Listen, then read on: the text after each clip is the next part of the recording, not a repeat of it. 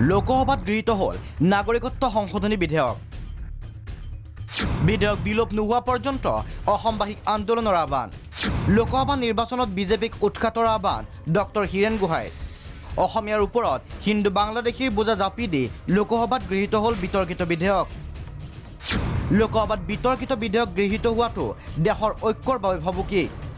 এনেদৰে বুধবাৰে এক সংবাদমেলত আখ্যা দিলে নাগৰিকত্ব বিধেয়ক বিৰোধী মঞ্চই। লোকসভাত 1955 চনৰ নাগৰিকত্ব আইন আইনৰ সংশোধনী বিধেয়কখন গৃহীত কৰিলে তাক দেশৰ সংবিধান আৰু ঐক্যৰ প্ৰতি ডাঙৰ ভাবুকি বুলি গৰিহণা জেপিচিয়ে দাখিল কৰা আহ্বাযুক্ত প্ৰতিবেদনক লৈয়ে কেন্দ্ৰই কিদৰে লোকসভাত এই বিধেয়ক গৃহীত কৰালে সেই সন্দৰ্ভত সংবাদমেলত তথ্য দাঙি ধৰে মঞ্চই।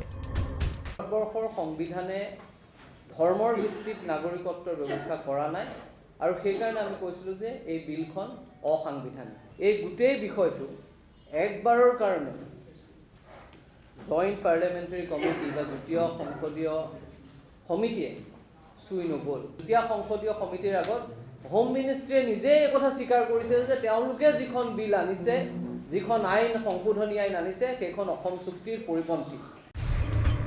কেন্দ্ৰৰ প্ৰতাৰণাৰ বিৰুদ্ধে দীৰ্ঘকালীন আন্দোলনৰ বাবে অসমবাসীক সাজু হোৱাৰ আহ্বান। বিধেয়ক গৃহীত নকৰিবলৈ ৰাজ্যসভাৰ সভাপতিলৈ পত্ৰ। সমান্তৰালকৈ বিতৰ্কিত বিধেয়কৰ বিৰুদ্ধে উচ্চতম ন্যায়ালয়ত যুঁজ অব্যাহত ৰখাৰ সিদ্ধান্ত নাগৰিকত্ব বিধেয়ক বিৰোধী মঞ্চৰ। বিধেয়কখন সম্পূৰ্ণ বিলোপ কৰিবলৈ আমাৰ সংগ্ৰাম দীৰ্ঘস্থায়ী কৰাৰ আৰু উচ্চতৰ পৰ্যায়লৈ নিয়াৰ ব্যৱস্থাৰ প্ৰয়োজন হ'ব। তাৰ বাবে ৰাজহুৱা পুঁজি আৰু স্বেচ্ছাসেৱকৰ প্ৰয়োজন হ'ব। এইপিনে মন্ত্ৰী হিমন্ত বিশ্ব শৰ্মাই ডক্টৰ গোহাঁইক মুখামুখি বিতৰ্কত ভাগ ল'বলৈ প্ৰত্যাহ্বান জনোৱা সন্দৰ্ভত বিশিষ্ট বুদ্ধিজীৱীগৰাকীৰ প্ৰত্যুত্তৰ। হিমন্তৰ দৰে টুলুঙা নীতিহীন দলবাগৰাৰ সৈতে মই বাক্যালাপ নকৰোঁ।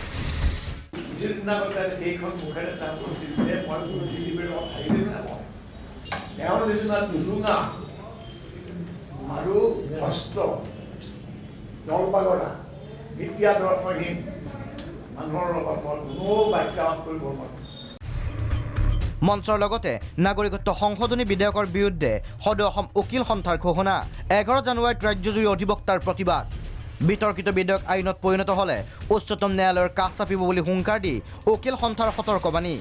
প্ৰয়োজনত আইন অমান্য আন্দোলনলৈ সাজু উকিল সন্থা। ভাৰতীয় সংবিধানৰ যি মূল বক্ষ ই আক্ৰমণ কৰিছে, আঘাত কৰিছে। ই অগণতান্ত্ৰিক, বৈষম্যমূলক।